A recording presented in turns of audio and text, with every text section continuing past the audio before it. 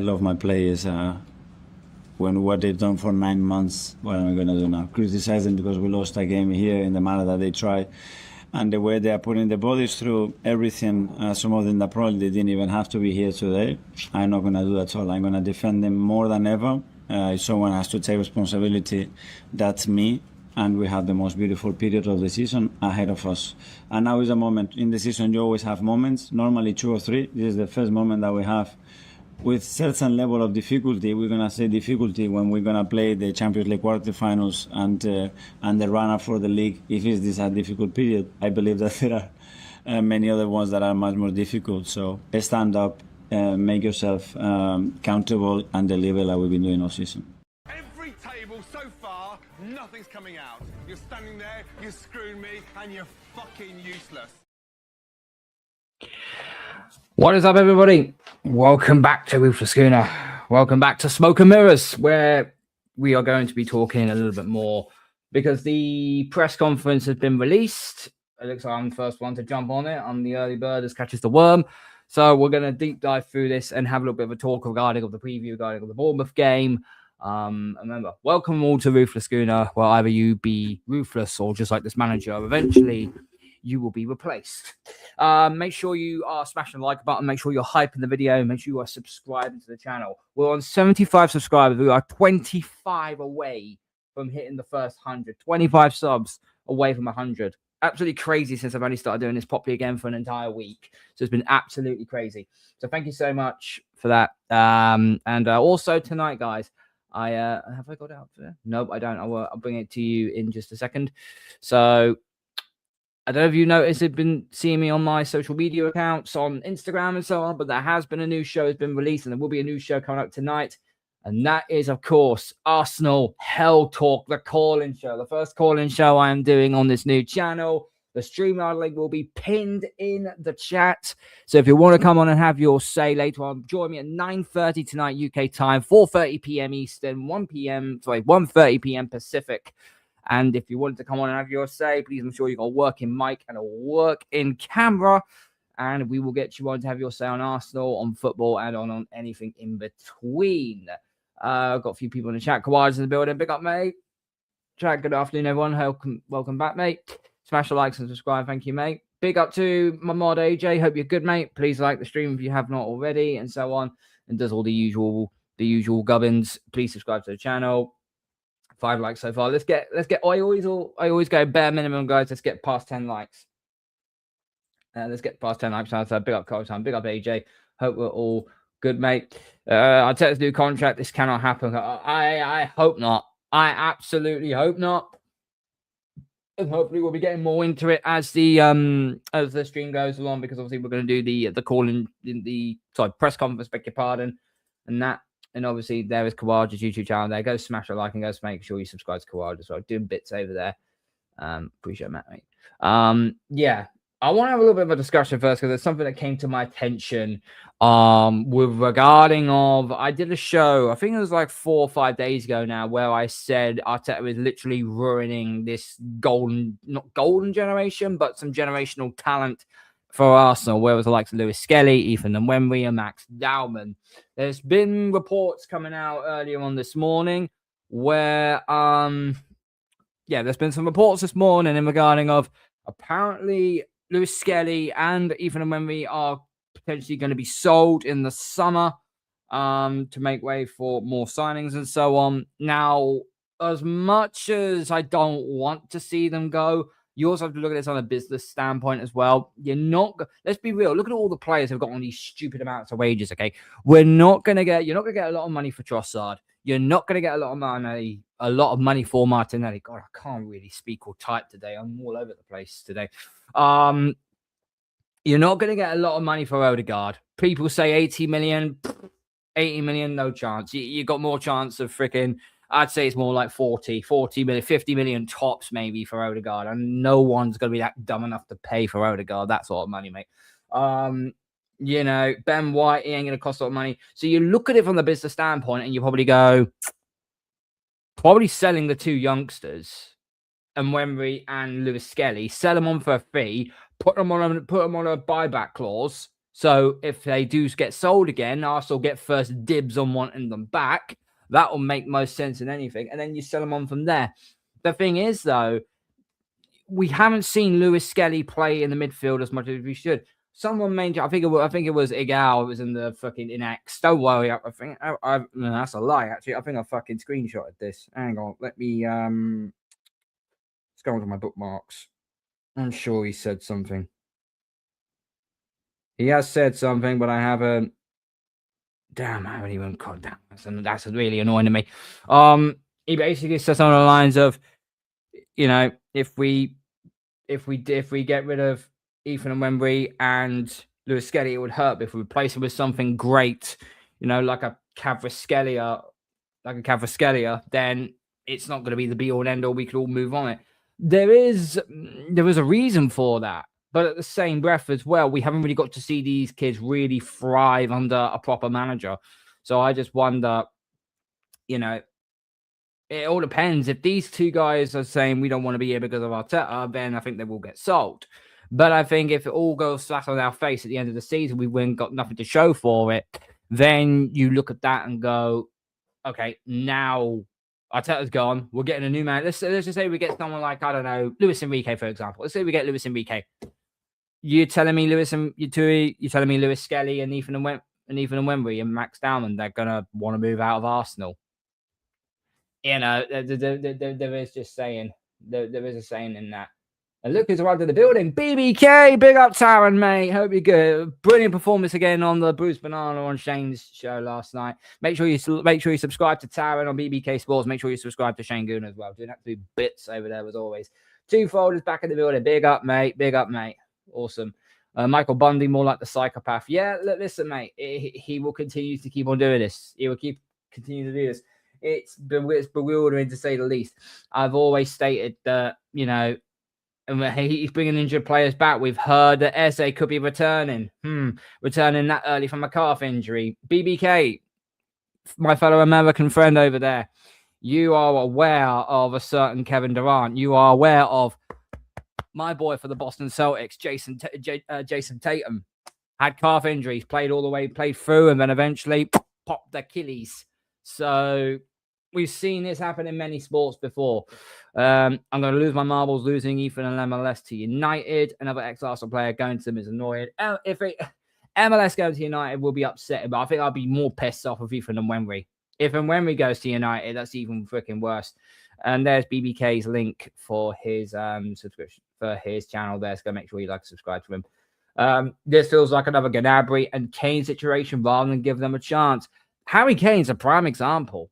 Harry Kane is a very prime example, but I think, you know, I don't know, there was just something wrong at the time. He wasn't like developing or something or other. They went to Tottenham and he just absolutely thrived. New change of scenery might get the best out of you. And big old good afternoon to Raymond from Kawaja as well. Okay, guys, you know why we're here. We've got 8 people in the build. We've got 8 people in the building. So please make sure you smash a like and make sure you subscribe as well.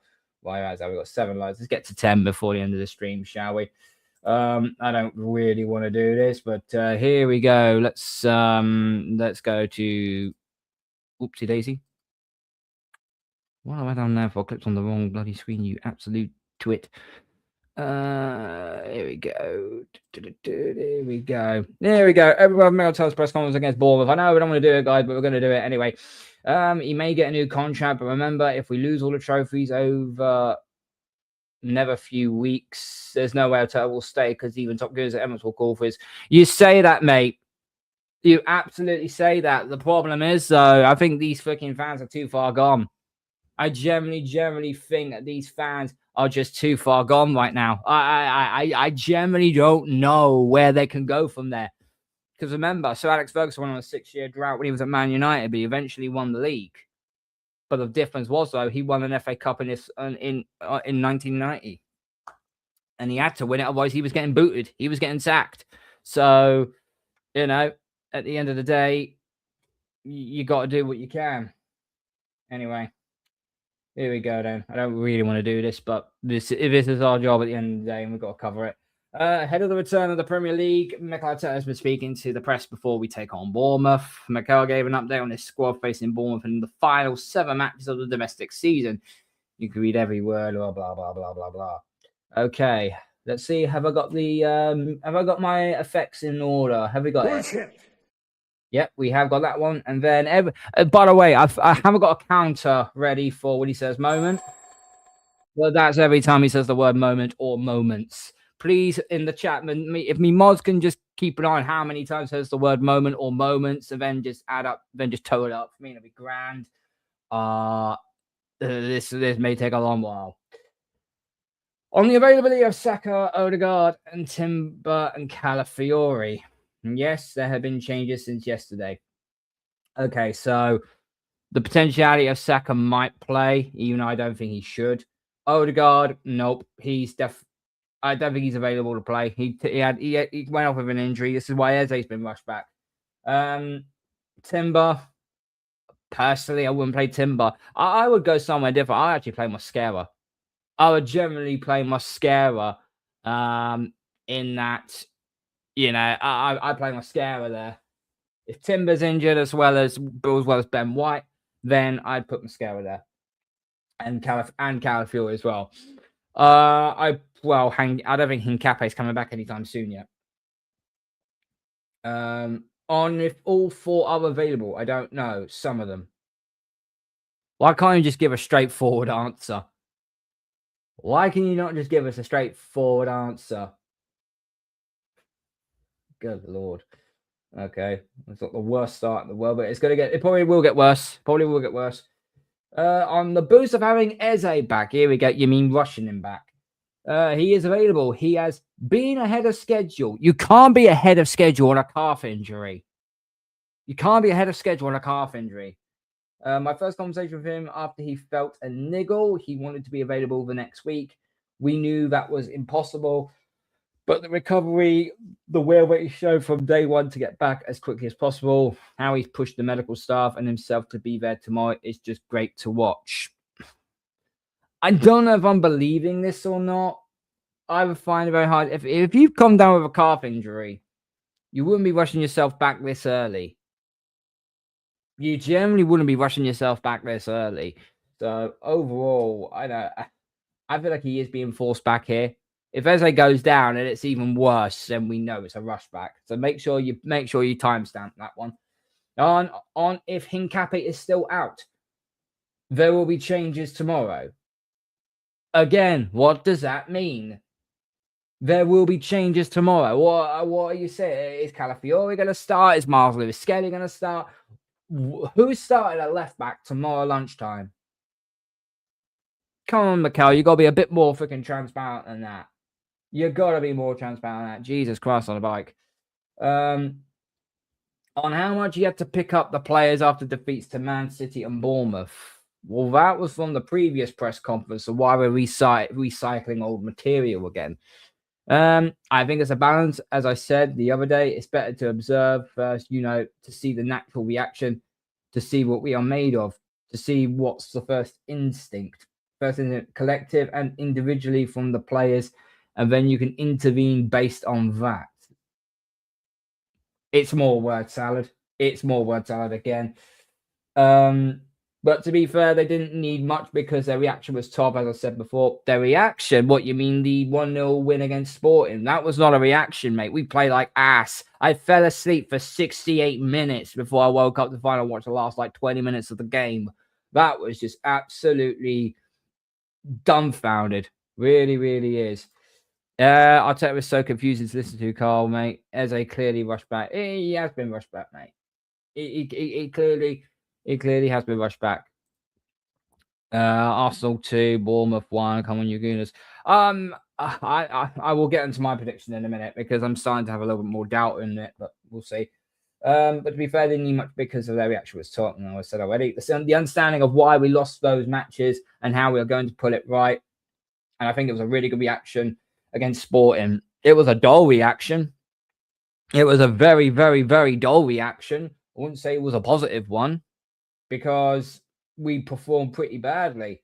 And even though, apart from that one shot Sporting had, they didn't really test us in a way. I was a bit disappointed with Sporting, to be very honest. I was disappointed with the game throughout. I should have watched the Real Madrid freaking Bayern Munich game. That sounded much more enticing. But anyway, on how big the opportunity is to go 12 points clear. The closer we get, the relevance and importance of the match increases, obviously. And tomorrow is a big day for us. The players know it. Our supporters know it. It's an early kickoff, so get up early. Have an early breakfast. Bring your lunch. Bring your... What? The early breakfast, bring your lunch and bring your dinner. Let's go all together. Let's go together, guys. Let's go all together, guys, for it, because it has to be a big day. You don't have to tell anyone it's a big day. If you win, the chance of us winning the league increase a little bit more. But don't get carried away with the situation here, because you could turn around and say we could go 12 points clear. Mate, I'll say this right now. Man City are going to beat the absolute living piss out of Chelsea. They're going to beat the living piss out of Chelsea. So you have to win this game regardless of what City do. If City drop points, then you can look at it and go, okay, now I think we've got more of a stranglehold on the league than what we actually realise. So I personally feel like that, you don't have to tell the support. The supporters know. We know tomorrow lunchtime is a very, very important game. It's a seriously important game. Anyway. On if our pride is tested or reinforced in difficult moments. Yikes. Who fucking asked this one then? Who asked this dumbass question? I think reinforced because that talks about your culture and the identity of this club and the team. And to define that, you have to go through different scenarios, different moments. Here we go. There we go. First one of the night. Different moments individually and collectively. I always said that that's one of the proudest things that I have, not only with the people, but our supporters as well. They've always been with the team regardless of the situation, and that's great to see in football. The greatest thing to see in football, mate, is for us to win trophies and actually be a successful football club. Not live on the hype of we're actually winning. We've accumulated so many undefeated, accumulated so many wins and so on, but you've got nothing to show for it. I think that attitude and that behavior and that unity gives you more will to win for them. That possibility, the opportunity to make so many people proud and happy increases, and that's what has driven everybody. Me first of all, okay, me, myself, and I again, and then all the players and the people in the organization. So it's all about you again, and not the team. How about put the team first and then yourself? You arrogant dick. I don't know if there's anything to say regarding his... here we go, guys. Here we go. On if there's anything to say regarding his contract. No, there's no news on that. Bullshit. So Sammy Mockbell fucking posted it out. I think we'll have time to discuss. That now. The full focus on what we have to do from here until the end of the season. So either one of two ways you can word this, guys. Either A, they've had words about this contract and they're saying to him, no, we'll wait to end the season to see what you've won. Or his agent is trying to force it. His agent is trying to force it through because they have all the leverage in this.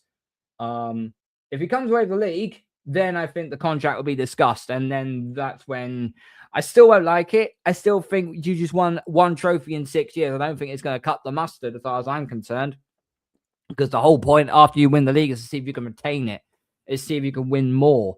If you win more and start doing it consistently, then you deserve your new contract. The problem is that this club is too freaking... This club is too much of a wet wipe to actually be, to be aggressive in this situation. On how much belief he has our players can win the league and the Champions League. Okay, well, first things first, we're not winning the Champions League. And if we do, I'll hold my hand up and say, yeah, we're not winning it. Big up, Brandy, mate. Hope you're good. Big up, Carl on the World Class chat. Big up, bro. Hope you're good. My friend.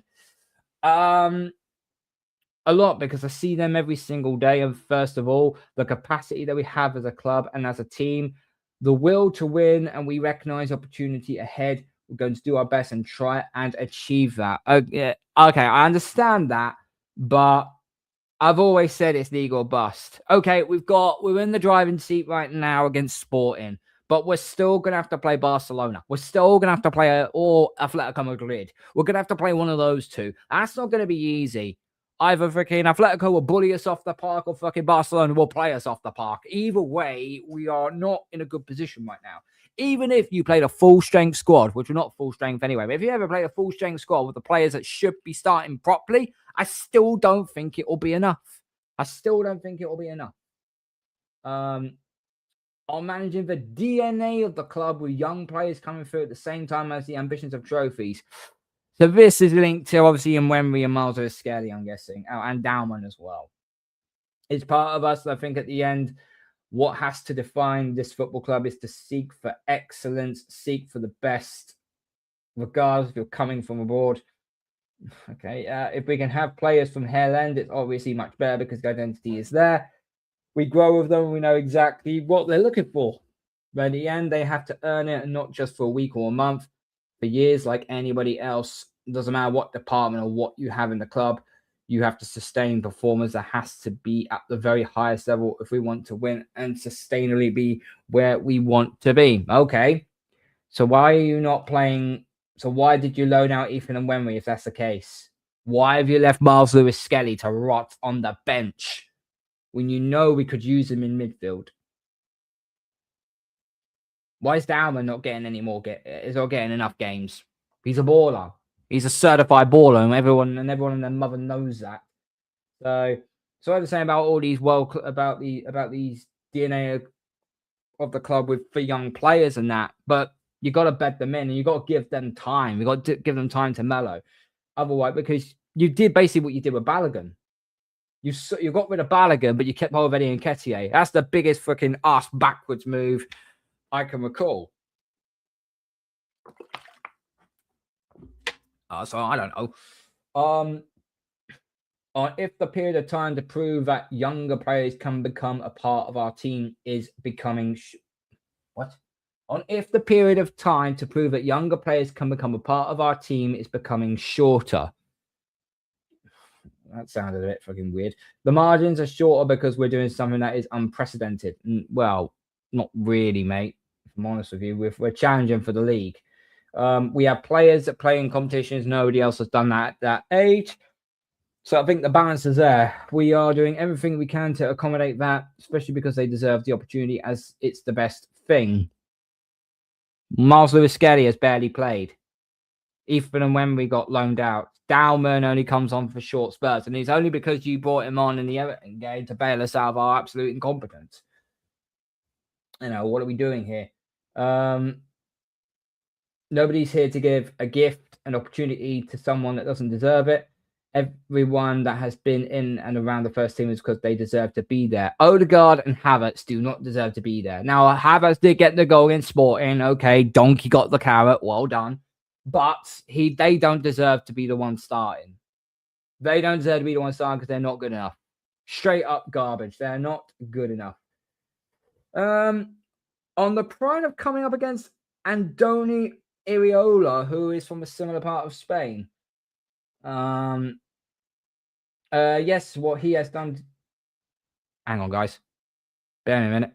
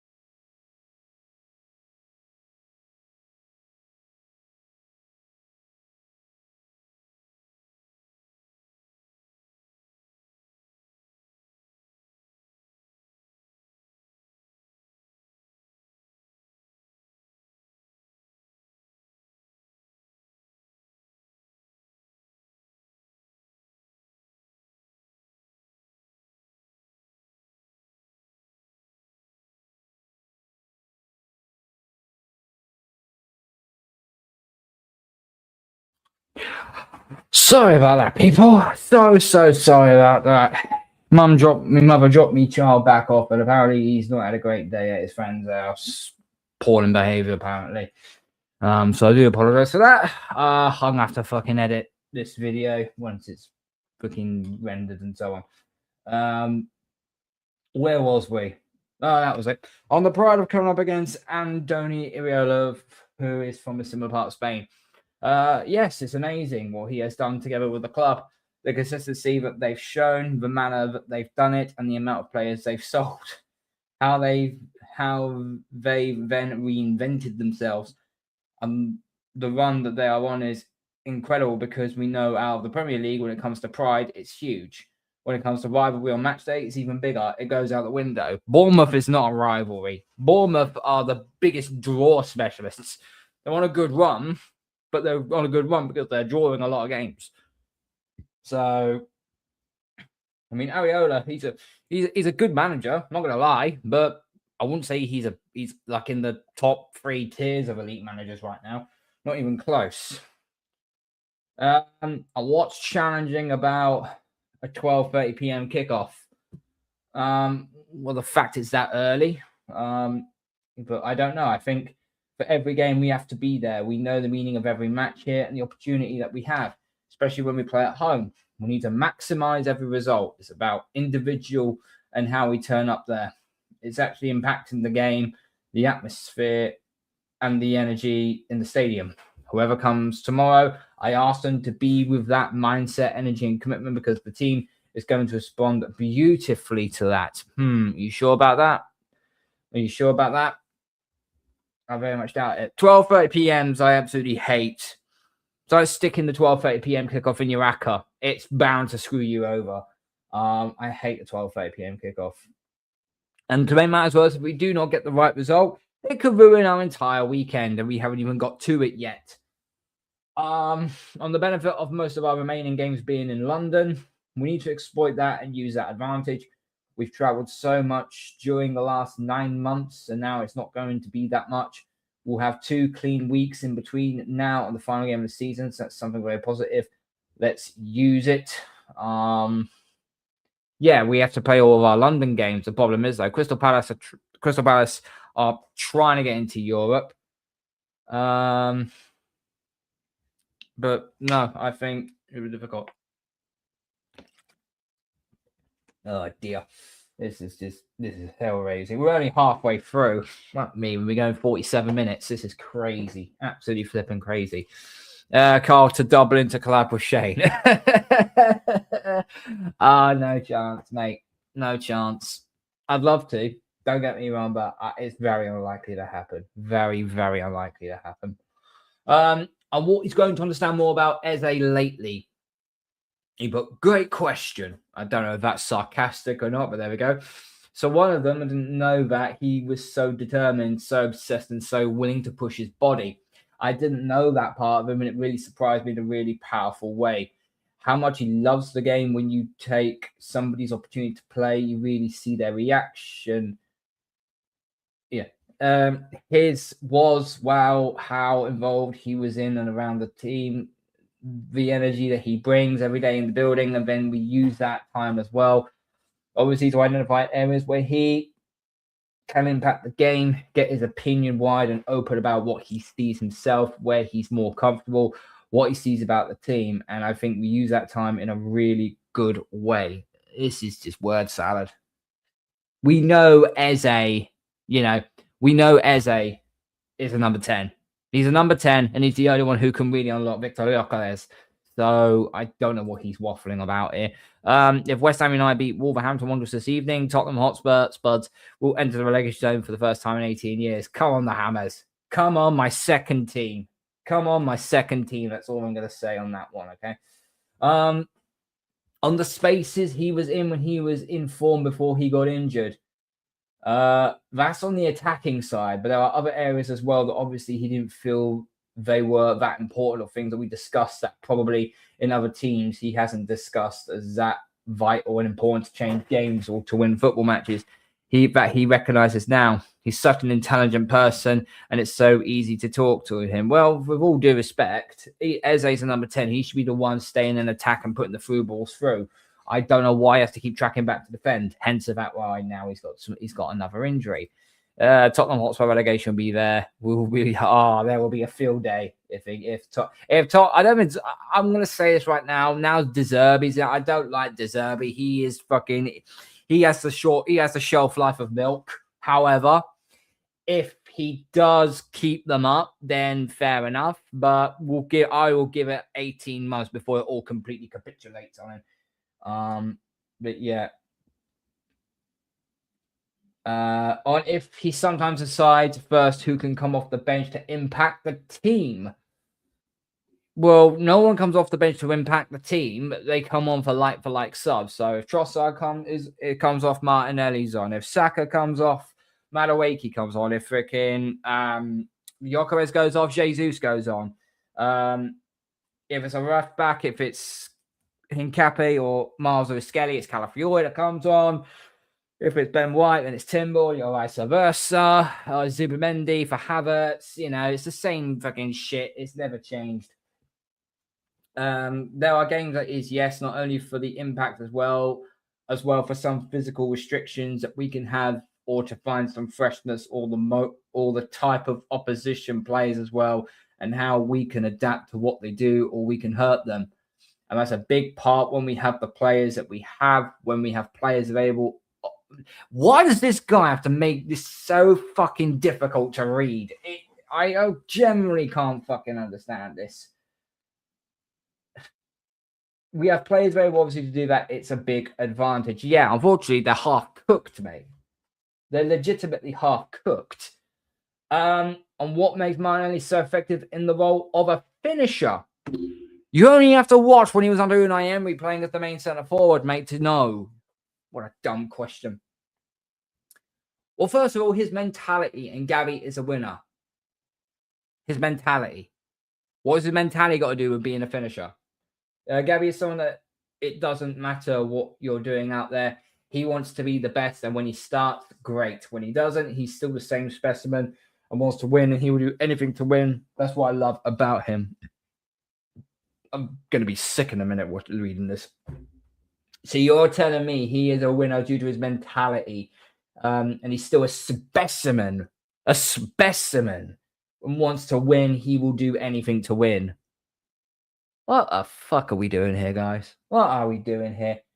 Martinelli has had some really duff games, some really awful games. Let's not fucking sugarcoat this, shall we? He's had some really. Why have my settings gone fucking wrong here? There we go. We're back there. Martinelli just doesn't, I'm losing all my thing now. What is going on today? I need to be ready for this calling show later on. I really, really do. Here we go. On if Arteta sees his long-term future here. Oh, no.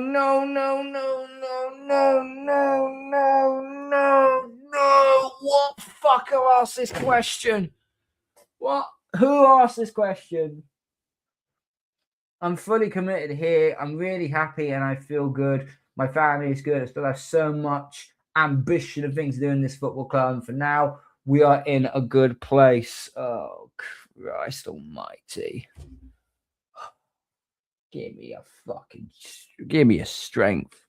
On if he could be in the job for as long as Arsene Wenger. Oh, don't you dare. Don't you fucking dare utter Arsene Wenger and Mikel Arteta in the same fucking sentence. Don't you dare. Don't you dare do that.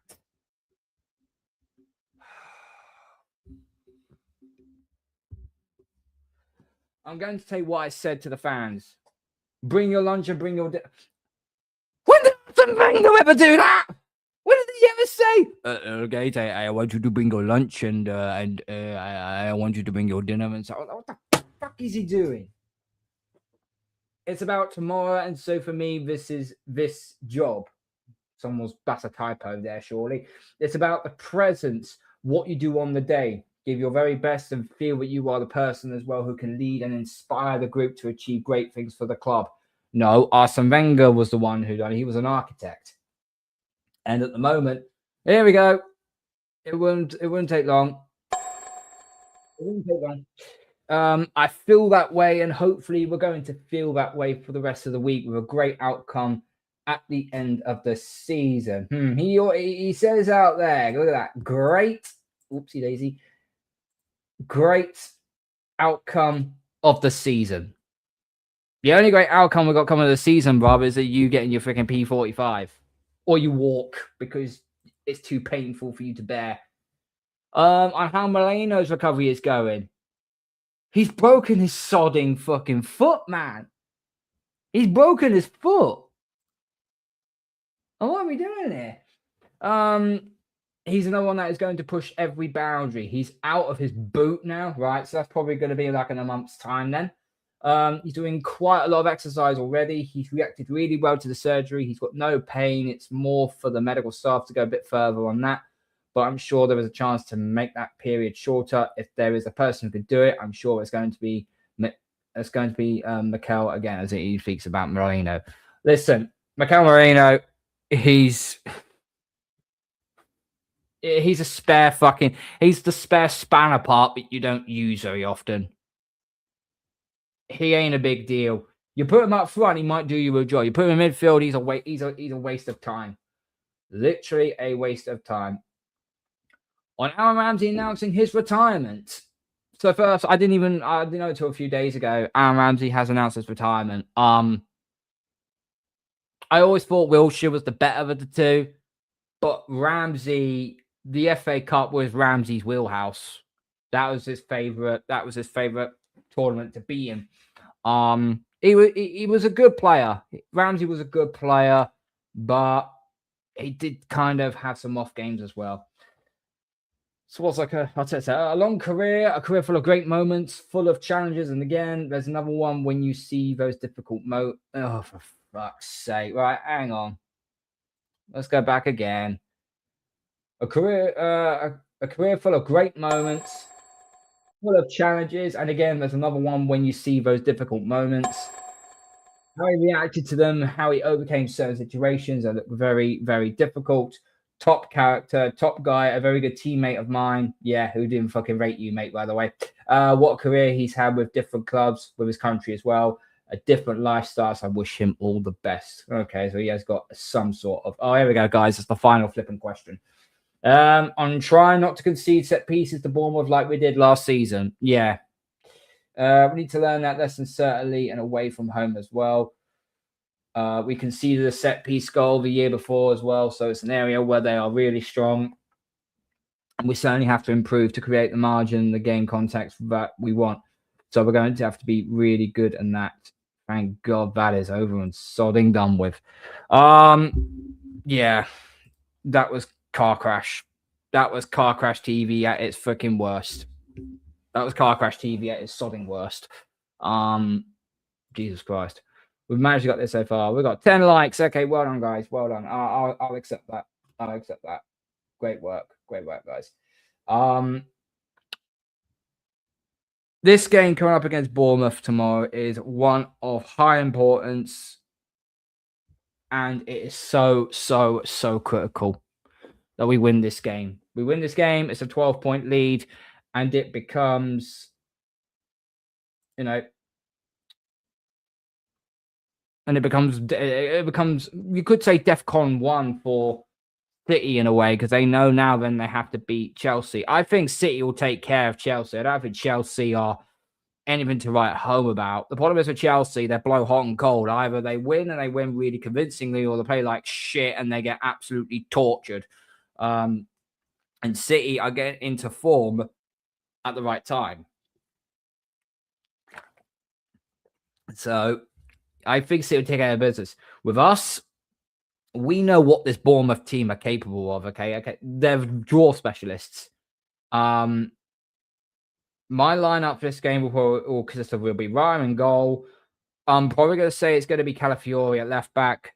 Gabriel and Saliba will play as the two centre halves as always. there's probably the chance that Ben White will end up playing, but I think in this instance, if you want to at least keep one of your fullbacks fit and healthy, I would probably play Mosquera. I would play Mosquera as the right back in this one, just as, you know, a makeshift. The midfield will consist of Declan Rice, Zubimendi, and I'm probably going to... I don't think Eze starts. I think he's on the bench. So I'm going to say Havertz will start in his role, which makes me fucking disgusting. Really does. And then the front three will probably consist of Gyökeres as the main man. I'm going to say Trossard on the left. And I don't know if Saka's going to be good to go or not. I'm going to say Saka's on the bench, but Madueke starts. That'll be my first 11 going into that one. Regarding the score,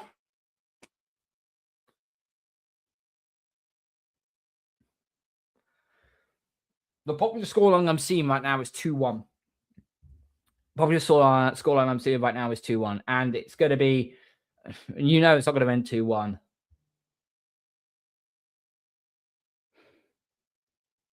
But I think we're going to get this over the line.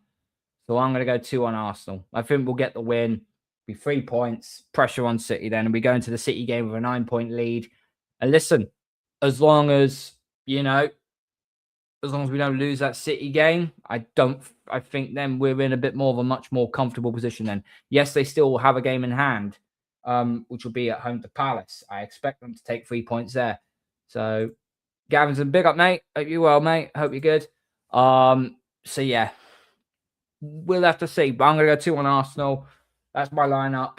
I do apologize for people that were waiting around for me to come back on the screen. I had to deal with my child and so on, but you know, all good. I'll try and get this edit, or if not, I'll timestamp it when I left and when I returned, so you can avoid that little bit of a gap as well, so you can carry on viewing and whatnot. That was Car Crash TV from the press conference. Really, really was. Don't forget, guys, as well, remember at 9:30 tonight, the first call-in show on this channel, Arsenal Hell Talk. Make sure you got a camera. Make sure you got a microphone.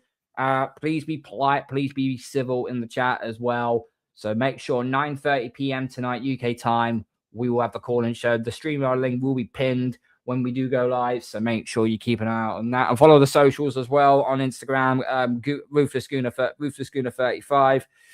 Follow me on there. All up-to-date shows and so on when you're ready to know when we go live. Make sure you turn your notification bell on when we do go live as well.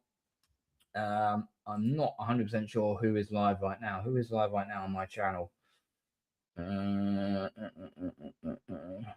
Who's live right now? I don't think there's anyone live right now. Not on my side anyway. Who's live right now on the subscription feeds? Anybody? Doesn't look like anybody's live. Nope. 5:05 in the evening. No one's live. Okay, well, we're going to leave it there. You enjoy the rest of your evening, guys. Remember, we'll be back here at 9:30 for the call-in show. So go and check us out. Like the video. Hype the video. Subscribe to the channel. Thank you to all my mods. Thank you to everyone that's been watching. And we'll see you later on tonight. And remember, be ruthless. Or like this manager will be soon. Be replaced. Arteta out. Sayonara.